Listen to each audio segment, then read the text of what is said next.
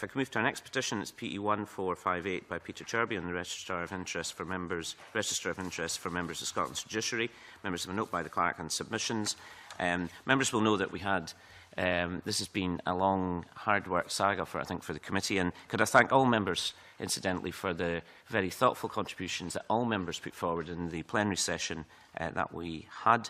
Mr Chirby has written to us suggesting that we keep a careful note of the annual report by the Judicial Complaints Reviewer for 2014. He also invited us to invite in turn Kenny MacAskill to appear before the committee to talk particularly about the judicial oaths issue. And there's also, I think, an argument that we write to the Lord President seeking an update on changes to the rules of complaints about the judiciary. So I think there's a few issues for members to look at, but could ask members' views on whether these suggestions would be acceptable to members of the committee. Chip Brodie? Yes, Convener. This is a saga that will not go away. A couple of things. One is the JCR has left. As far as I'm aware, there's no announced replacement. In addition, pardon? Yes, sorry, just to interrupt, but I understand that the government has now appointed a new Judicial Complaints Reviewer. Probably done during recess. However, it's important that we receive the report from the JCR unexpurgated, so that we can take a definitive view of somebody who's close to the problem. And also we should ensure that the Lord President is, of course, encouraged to let us know as soon as possible what changes have been made to rules on the complaints, and he will, of course, have had the report from the JCR. Thank you for that. Can I ask members specifically whether members agree with Mr Chirby's suggestion that we invite Kenny MacAskill to appear before us? Mr Brodie? Yes. Mr Wilson? Yes. Saggart? Thank you for that. And the other specific point, which I think makes sense, is to obviously get the annual report from the JCR, and we can have that in a written format since the previous JCR has left. And also, our committee agreeable that we write to Lord President seeking an update on changes to rules of complaints about the judiciary.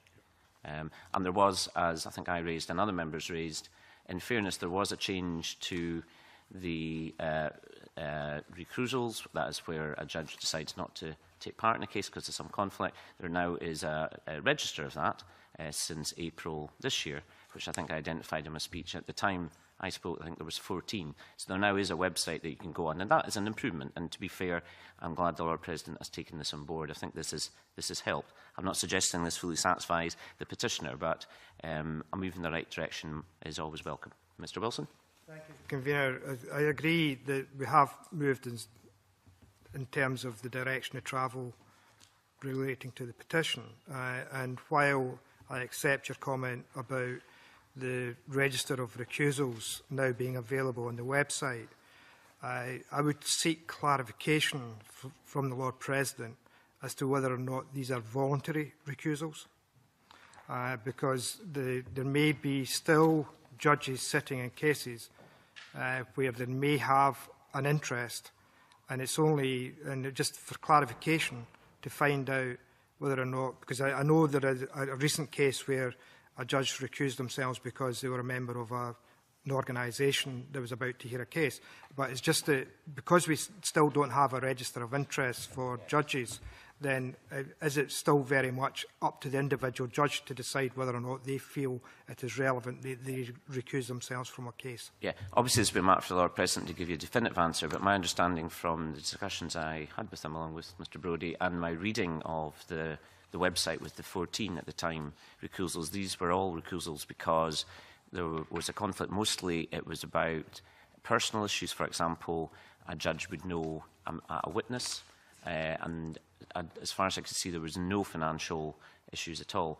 I'm not sure what involuntary recusals they are. In all these cases, the judge said there is a conflict. I do not want to appear in this case. But that's maybe a matter we need to get some comments from the Lord President. I was going to suggest we invite him here, but I think we've been there before. Jackson Carlow?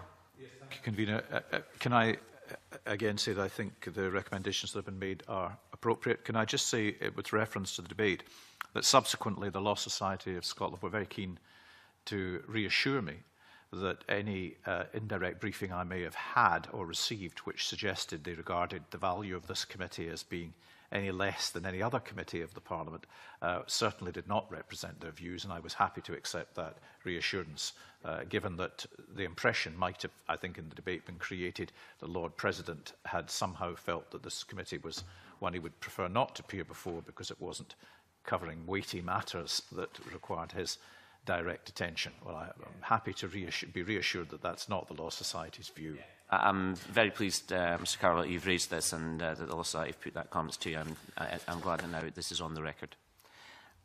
Is there any further comments then? So are members satisfied with our course of action? That A, we are inviting Mr MacAskill to appear before us. Secondly, that we are going to get in written format the annual report from JCR, which obviously we can discuss when it comes before us. And we're going to write to the Lord President seeking an update and changes to rules and complaints about the judiciary. And in particular, we want to identify Mr Wilson's point, which is about, is there this creature about involuntary recusal, in other words, where it's not something the judge himself wishes to raise, but he's been approached, or she's been approached, not to take the case. Is that a fair summary?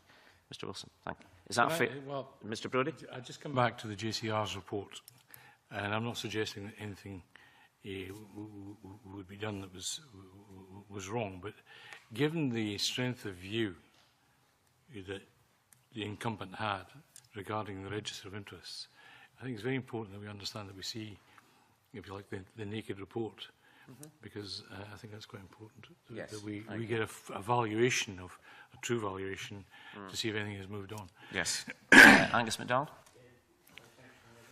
Following on from that, with regard to the Judicial Complaints Reviewer's report, do we have a timescale of when it is due? I mean, according to the petitioner's letter, it's due soon.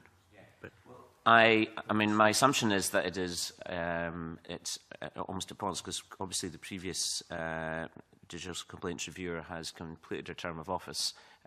So I would assume that the work in 2014 that she's been part of will be available very soon. But we'll ask the clerks to chase that one up.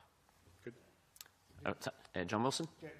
Convener, just so when the clerks are chasing it up, could we get clarification when the report produced by the Judicial Complaints Reviewer was submitted to the Lord President? Because my understanding is that report may be on the desk of the Lord President at the present moment. And given that the Judicial Complaints Reviewer gave up post during the summer, then it would be interesting to find out when the report will be released.